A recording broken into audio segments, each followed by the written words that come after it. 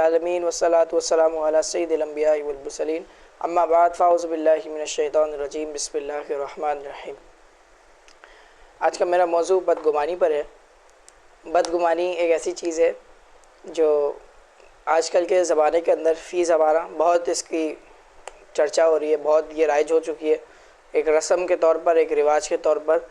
یہ بدگمانی، طرح طرح کی بدگمانی اس معاشرے کی خرابی میں سب سے بڑا اپنا اہم کردار ادا کر رہی ہے۔ بدگمانی سے مراد جیسے ہمارے یہاں کچھ باتیں ایسی ہیں جو جن کا شریعت سے کوئی لینا دینا ہی نہیں، جن کا قرآن سے کوئی لینا دینا نہیں، لیکن ان لوگوں نے، اس عوام نے اپنے پاس سے اس باتوں کو گڑھ لیا۔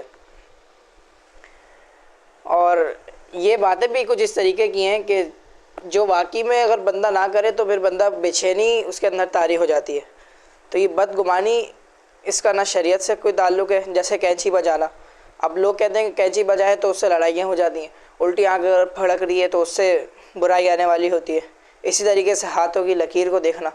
تو یہ تمام جو کام ہوتے تھے یہ زمانہ جاہلیت کے اندر ہوا کرتے تھے، اور یہ تمام کام حضور کی شریعت سے اس کا کوئی تعلق نہیں ہے۔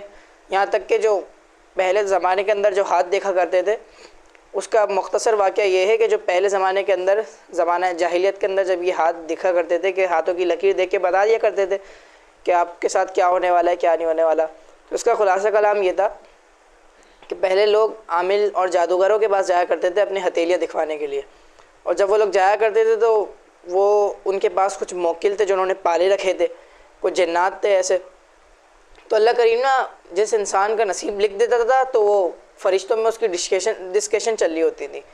فرشتے آپس میں بتا رہے ہوتے تھے کہ آج فلاں شخص کے ساتھ یہ ہونے والا ہے، فلاں شخص کو آج خوشی ملنے والی ہے تو اس کو غم ملنے والا ہے۔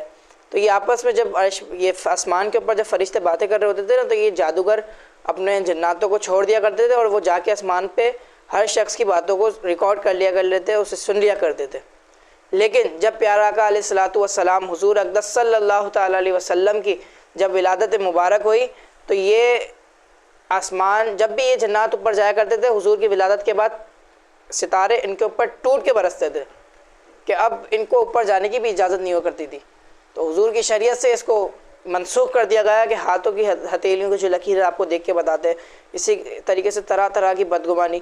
ہاں، اچھے گمان رکھیں اللہ تعالیٰ سے، اچھا گمان رکھیں، کیونکہ اللہ تعالیٰ فرماتا ہے میں بندے کے گمان کے مطابق ہوں۔ اگر وہ میرے ساتھ بدگمان کرے گا تو میں اسے ویسی پیش آؤں گا جیسا جس کا گمان ہوگا۔ جس انسان کا جس طریقے سے اللہ کے اوپر گمان رکھتا ہوگا اس کو ویسے ہی ملے گا۔ اب اگر ہم دیکھیں کہ ہماری الٹی آنکھ پھڑک رہی ہے تو ہم اس کے اوپر بھی اچھا گمان کر سکتے ہیں کہ ہاں یعنی ہمیں کچھ خوشی ملنے والی ہے، اور واقعی میں ایسا ہوتا بھی ہے کہ آپ کو ملنے والی ہوتی ہے۔ فرض کریں کہ ہم اگر کہتے ہیں کہ ایک دم لائٹ چلی گئی کہ اب لائٹ جانے والی ہے، تو اسی وقت فوراً لائٹ چلی جاتی ہے، اور لیکن اگر ہم اچھے نصیب، اچھے گمان سے یہ فرض کریں کہ اب لائٹ نہیں جائے گی تو واقعی میں ایسا ہوتا ہے کہ لائٹ نہیں جاتی۔ ہم اچھا گمان کرتے ہیں کہ آج ہمیں یہ ملنے والا ہے تو واقعی میں مل بھی جاتا ہے۔ تو یہ ساری چیزیں گمان کے اوپر چلتی ہیں، اور بندے کا جس طریقے سے جیسا اللہ رب العالمین پر گمان ہوگا اللہ رب العالمین اس کو ویسی عطا کرے گا۔ اللہ تعالیٰ سے دعا ہے کہ ہم سب کا گمان اچھا کرنے کی توفیق عطا فرمائے۔ وآخر دعوانا ان الحمد للہ رب العالمین۔